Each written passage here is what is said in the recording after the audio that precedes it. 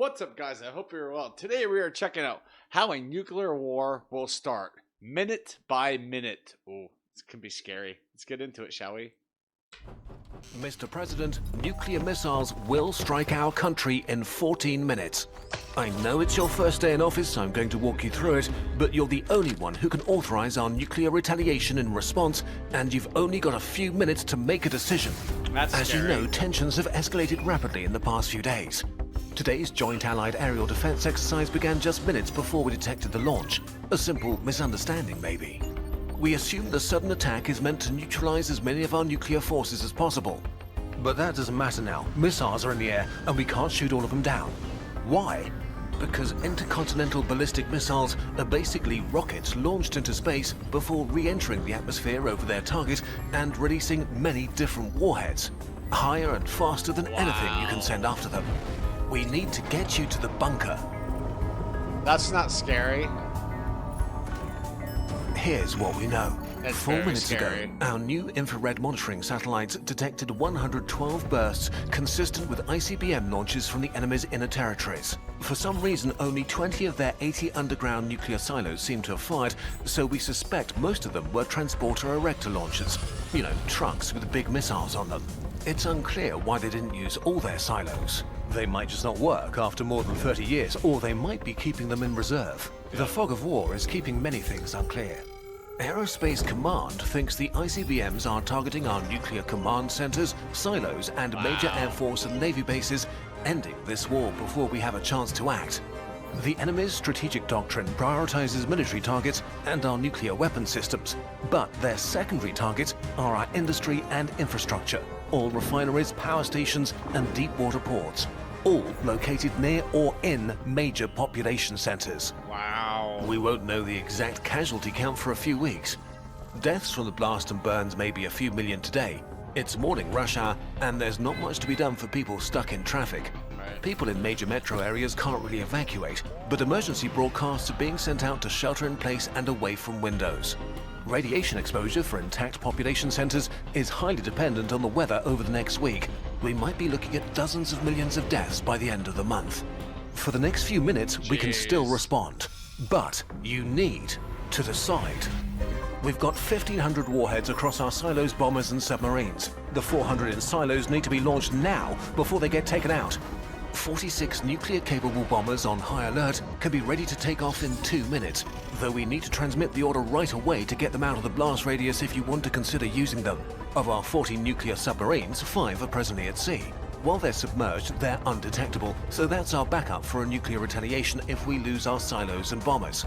We could try to use them to bomb out their remaining silo fields before they can launch them. The sooner you commit to it, the better the chance we have of preventing a further exchange after our retaliation. Updates.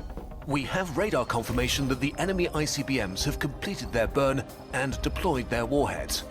Our best guess is that each missile will deploy at least 6 re-entry vehicles, about 600 in total, which is the part that carries a warhead back into the atmosphere during its terminal descent onto the target, and with many more decoys on top of that, inflatable balloons meant to waste any anti-missiles.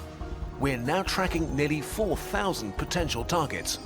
Our anti-ballistic missiles have been launched and will begin their intercept in another minute. We'll do our best to protect the capital, although there really is no defense. Wait, confirming a partial radar blackout. Our systems seem to be glitchy. The enemy must have anticipated we'd launch our intercept. What the hell do you think is... Oh, our radar's not working. Let's smack the monitor that the radar is showing up on. Yeah, that'll fix the radar, doofus. And pre-detonated a few warheads at high altitude. That ionizes the atmosphere and creates radar interference.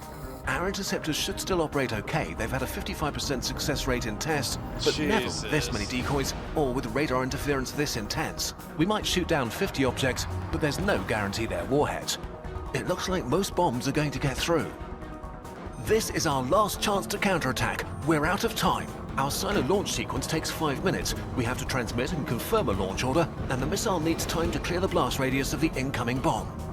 This is a lot to take in, but the war plan is made. You just need to enter the launch authorization codes and push this button to transmit them.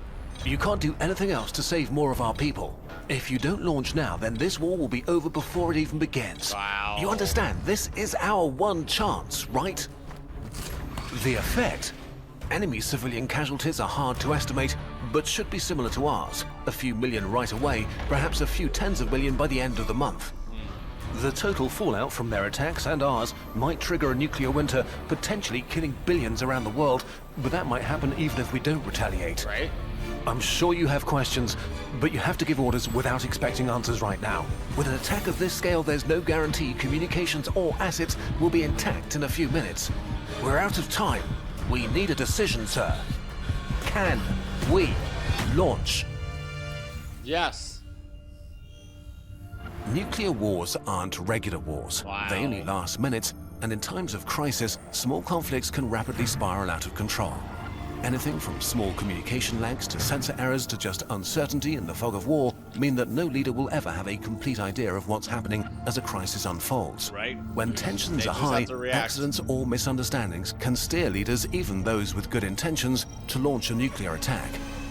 Confused and with incomplete information, a single person, yes, it's really just one single person who decides, can Right. literally make civilization-ending decisions, killing hundreds of millions of people in the time it takes to watch a YouTube video. This story is fiction, but the world came very close to this several times. In 1995, Russian radar detected a submarine-launched missile, and their nuclear forces went on full alert, except it was actually a scientific rocket to study auroras. In 1979, US computers reported a full-scale Soviet attack with only minutes to respond, except it was a training tape being incorrectly loaded into a computer.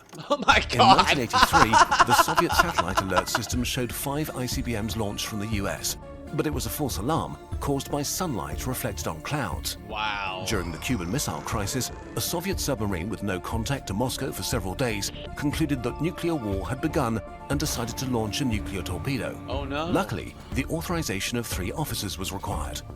One of them, Vasily Arshipov, opposed it. But what if he hadn't? Yeah. Any safeguard can fail, no matter how carefully designed it Guy's might a be. hero. And decisions are being made Wow. right now to build new weapons and missile systems that commit the world to another century of nuclear stalemate, complicated further by China's emergence as a new nuclear superpower. Right? Simply accepting that the existence of nuclear weapons is inevitable might mean their use is inevitable. Yeah. But the world doesn't have to be this way. Even incremental steps taking apart one bomb at a time will eventually result in a world with none. During the Cold War, the world had over 70,000 nuclear weapons. Through arms reduction treaties, that number is now about 12,500. Still Progress a lot. is not guaranteed, but it's also not impossible. Governments and militaries are not separate from their nations, they're part of them, just like you. You have the power to make demands of your leaders, and often this begins with just being aware of an issue. Yep. If you want to learn more, we've compiled a number of resources for you in the video description and our sources. This video was supported by Open Philanthropy. Wow. That's interesting. How scary is that? Like, the guy was not like, I was sitting there looking at the military guy, you know, I'm like, just shut up and let him make his decision. But that's how it would be. Like, the leader, whoever it is, president, prime minister, whomever, they're just going to be getting barked orders and orders and orders. And then they're going to have to decipher it themselves. Is this real? Is this a real threat? Is this an exercise? What do I do? Luckily, during that Cuban Missile Crisis, holy crap, man, if that third person put his key in, the world would look completely different. I mean, wow, a world was basically saved by one man, one Russian man. So yeah, very interesting, very cool. Hope you guys enjoyed this video. I learned a lot from it. With that being said, I want to thank you all for watching. Stay safe, and don't forget to wash your hands. Bye.